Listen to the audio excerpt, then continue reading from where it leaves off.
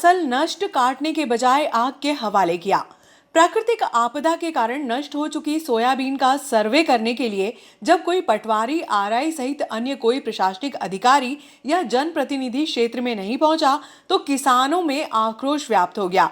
जहां एक और पूरे देश में रावण का दहन किया गया, वहीं ऐसे में एक गांव में फसल को आग के हवाले कर दिया गया।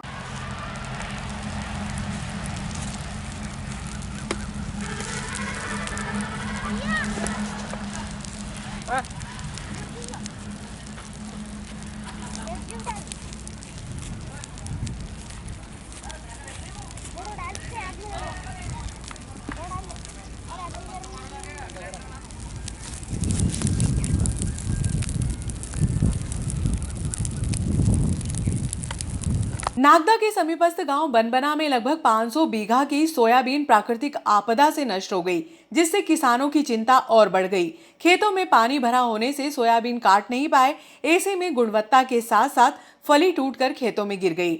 अब खेत में बिना फली वाली सोयाबीन खड़ी है, जिसको किसान काटने में मजदूरी नहीं लगाना चाहते। ऐसे में किसानों का कहना है कि प्रति बीघा किसान को लगभग 7,000 से 8,000 के लगभग लागत आती है। ऐसे में सोयाबीन के भाव नहीं बढ़ने से किसान चिंतित है। वहीं अब प्राकृतिक आपदा का सामना करना पड़ रहा है। किसान नष्ट हो चुकी फसल के सर्वे के लिए प्रशासनिक अधिकारियों के पास पहुंचे तो कोई सुनवाई नहीं हुई। आखिरकार अब किसान फसल को काटने के बजाय आग लगाने पे विवश हो चुके हैं।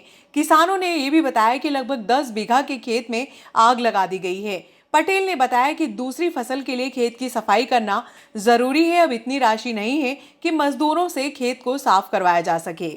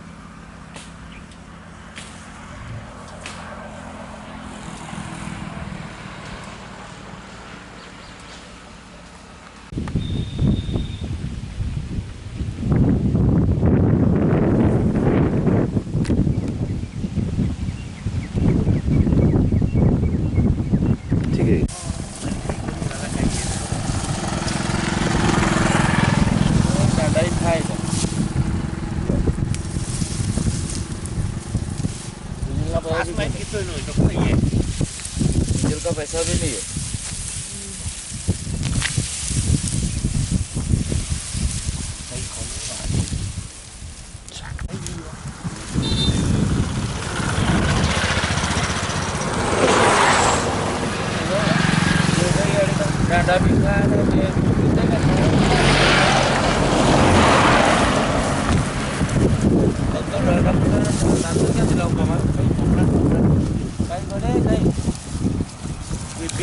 आग लागवा को जो करो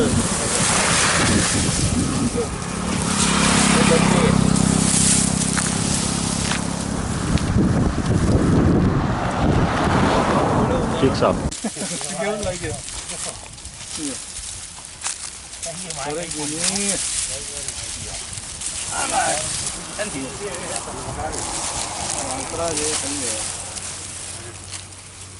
इस कैमरे ना किसी तो गाको जी ना कटाड़ो न मत कटाड़ो मजदूर ना भया फॉरवर्ड कौन देगा ये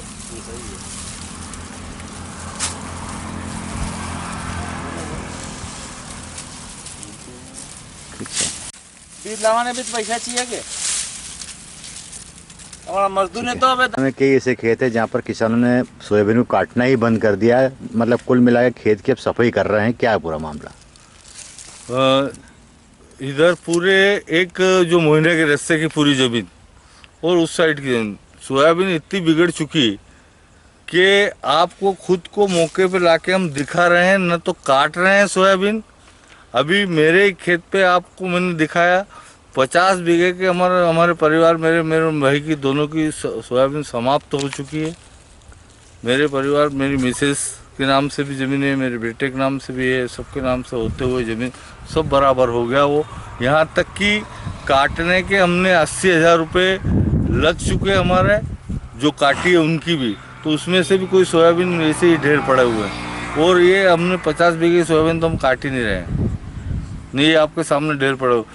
माननीय एसडीएम साहब से मैंने 3 बार निवेदन करा, 3 बार, तो बोले कल मेरे पास शिकायत है। मतलब उनके मुंह, उनको कोई जरा सा भी चिंतित या जरा सी भी कोई बात का कोई असर नहीं हो रहा। उनके पास किसान जा रहे हैं, दे रहे हैं, कुछ भी नहीं। एक बात बता दूं कि जो किसान बीमा करवाता है, अधिकारियों को भी ये चेतावनी दे रहा हूँ कि ऐसा नहीं हो कि हम किसानों को फिर कुछ, हमारी मर्यादा है, हमको वहाँ उतर के एसडीएम और इनका घेराव करना पड़े। ये बीमा वाला फोन नहीं उठाता है, वो तहसीलदार, पटवारी और एसडीएम बात नहीं सुनते हैं कि क्या क्या नुकसान हुआ। आज ने आपने मौके पर देखा है, एक किसान को 1 बीघे में 7 से 8 हजार रुपये सोयाबीन में खर्च होते हैं। उसके बावजूद भी हम लोग हर साल बीमा देते हैं। मध्य प्रदेश सरकार उसमें बीमे में राशि मिलाती है और केंद्र सरकार बीमे में राशि मिलाती है, तो फिर इन अधिकारियों को क्या बिगड़ रहा है ऐसा कि उसमें ये कार्रवाई करके लोगों को बीमा नहीं दिलाए। ये तो आज की तारीख में तो ये हो रहा है।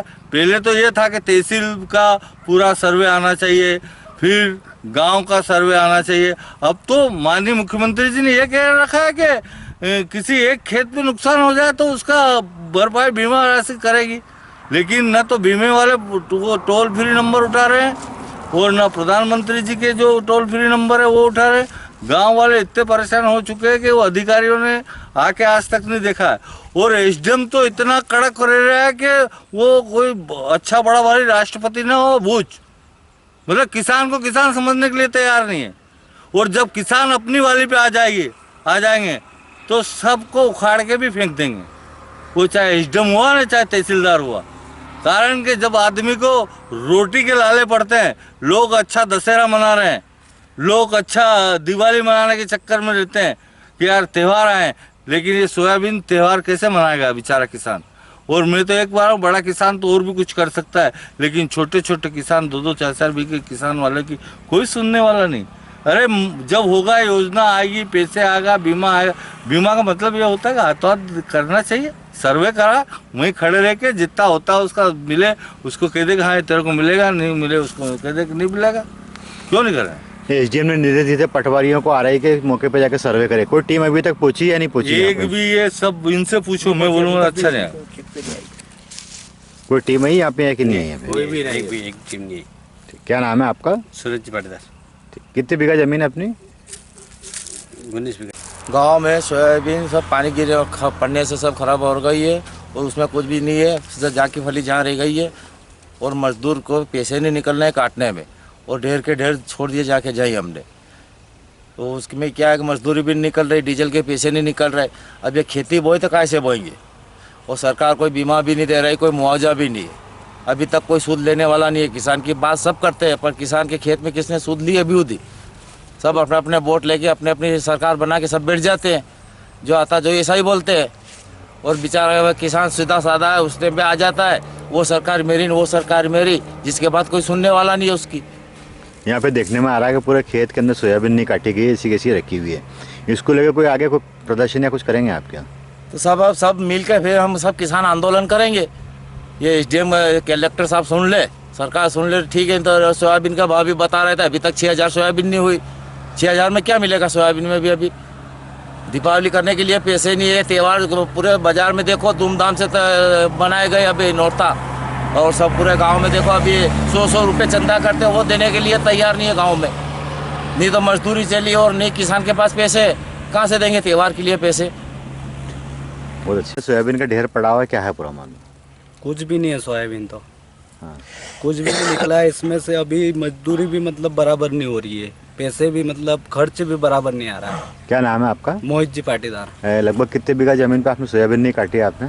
अभी ये यहाँ काटी है, मतलब 10 बीघे की तो कुछ भी नहीं है। खेत के अंदर सोयाबीन ऐसी कैसी है, किसान ने सोयाबीन काटना बंद कर दी है, क्या है पूरा मामला? इसमें सोयाबीन तो निकलने जैसी है ही नहीं, देखो मजदूरी नहीं निकल रही है। ये अभी खेत की सफाई करवा रहे हैं। क्या नाम है आपका? रमेश जी पाटीदार। कहाँ के किसान हो आप? बन बना के। लगभग कितने बीघा के अंदर सोयाबीन नहीं काटी गई यहाँ पे किसानों ने, यहाँ कम से कम बनबने में होगा 500-600 बीघे जमीन जिसकी सोयाबीन नहीं नहीं काटी गई। काटी गई। अब मतलब किसान की सफाई करने में लग गया है। किसान से सफाई करने में लगे हैं। बनवाना क्या है, किसान हैं आप, और यहाँ पे देखने में आ रहा है कि आपने यहाँ पे फसल नहीं काटते हुए पूरे फसल में आग लगा दी, क्या है पूरा मामला? सब आग नहीं लगाएंगे तो क्या करेंगे? 11 पे अपने RVS 11 पे की सोयाबीन बोई थी, जो कि मात्र 20 किलो प्रति बीघे के हिसाब से निकल रही थी। हाँ। तब अब 20 किलो में हमारा खर्चा भी नहीं पूरा रहा, ना तो मजदूर है, ना मजदूर का खर्चा पूरा है, ना मशीन का खर्चा पूरा है। तब कैसे क्या करेंगे? तो आग लगाना में ही फायदा है। अब 20 किलो प्रति बीघे के हिसाब से क्या करेंगे? लगभग कितने बीघा जमीन थी आपकी? अपनी है 10.5 बीघे जमीन। और कितनी सोयाबीन निकली इसमें? इसमें से सोयाबीन तब क्या बताऊँ आपको, कम से कम 3.5 कुंटल। मतलब इसको 7,000 से गुणा कर देते कितना हो जाएगा? 30,000 रुपये। और लागत कितनी लगी आपकी? लागत इसमें कम से कम 18,000 रुपये की दवाई, उसके प्लस अपना बीज जोड़ ले तो कम से कम 2.5 कुंटल तो अपन ने बीज ही डाला था इसमें।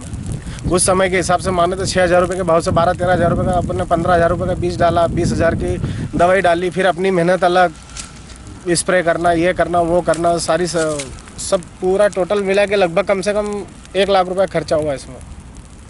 मजदूरी वगैरह अगर अपन सब जोड़े हिसाब से, निंदाना खुदाना सब सारी व्यवस्था अगर जोड़े तो अब क्या है, किसान के पास तो कोई आय, अभी तक तो कोई आय दुगनी नहीं हुई हमारी। दुगनी में से एक ही ये है कि हाँ चलो कम से कम 10 किलो बीघे का कम से कम 30 किलो बीघे भी या 50 किलो बीघे से कुछ नहीं होता। कम से कम 4.5-5 कुंटल बीघे के हिसाब से अगर सोयाबीन होती है तो किसानों को थोड़ी बहुत राहत मिलती है। बाकी अतिवृष्टि के कारण कहीं ना कहीं हमें लाश ही देखने को मिला है किसानों को। आओ बनबना में देखने आ रहा है कि अधिकार किसानों ने फसल नहीं काटते हुए खेत की सफाई करना शुरू कर दी है। किसानों में इतना आक्रोश है कि किसानों ने आक्रोश के चलते फसल में आग लगा दी है। क्या है पूरा मामला? सर आग नहीं लगाएंगे तो क्या होगा? गांव में हालत ही मतलब सोयाबीन इस बार कुछ भी नहीं हुई किसी की भी व्यक्ति की, तो आग नहीं लगाएंगे तो क्या होगा? व्यक्ति खर्चा भी करता है, बड़ी मेहनत भी करता है, न कुछ नहीं होता है, तो फिर आग लगाना ही पड़ती है।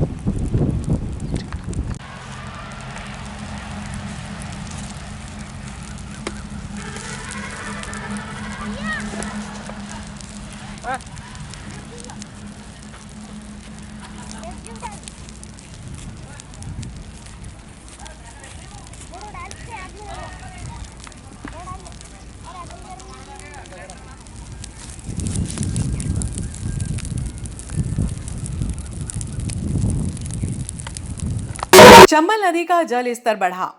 चंबल नदी के कैचमेंट एरिया में लगातार बारिश होने से सोमवार की सुबह जल स्तर में बढ़ोतरी हो गई, जिससे चामुंडा माता मंदिर में मूर्ति की सिर्फ आंखें ही नजर आ रही थी। सुरक्षा के लिए पुलिस जवानों को तैनात किया गया।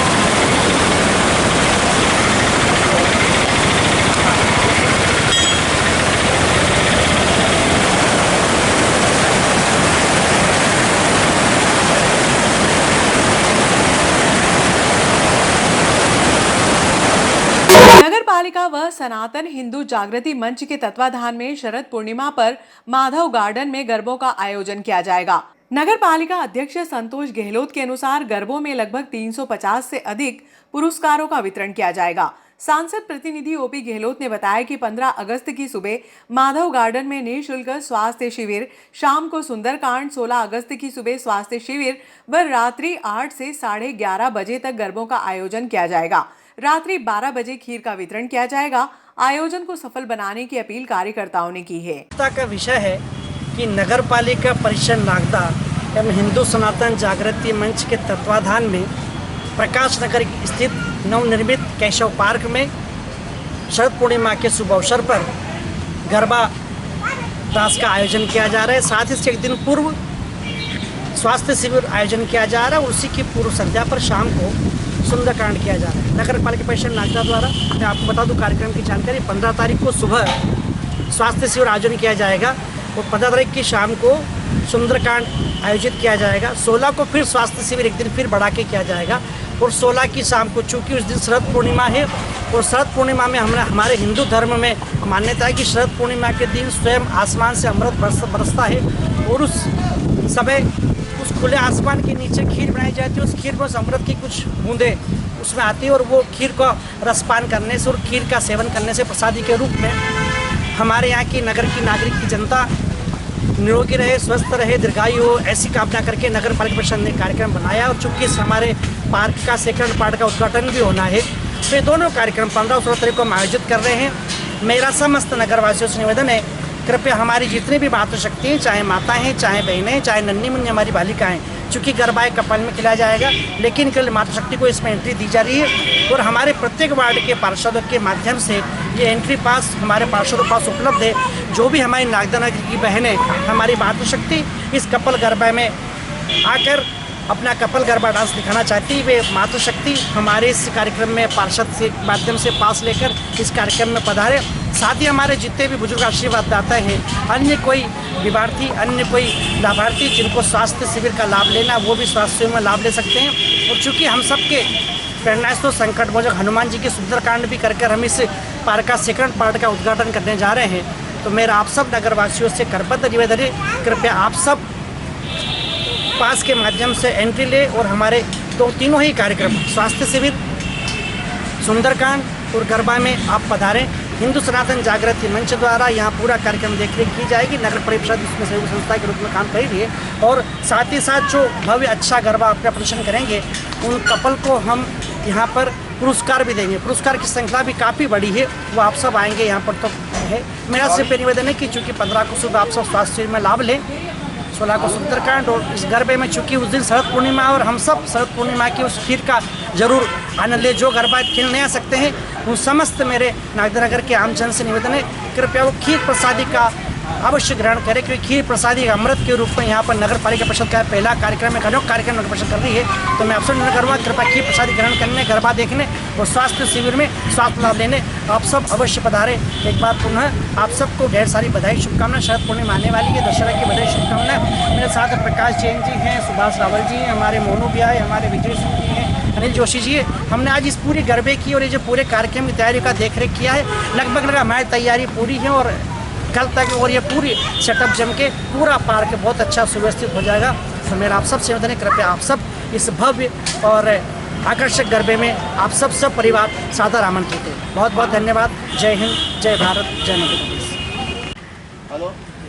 नागदा के इतिहास का अब तक का सबसे बड़ा गरबा, जिसमें लगभग 2000 महिलाएं इस गरबे में गरबा करेंगी।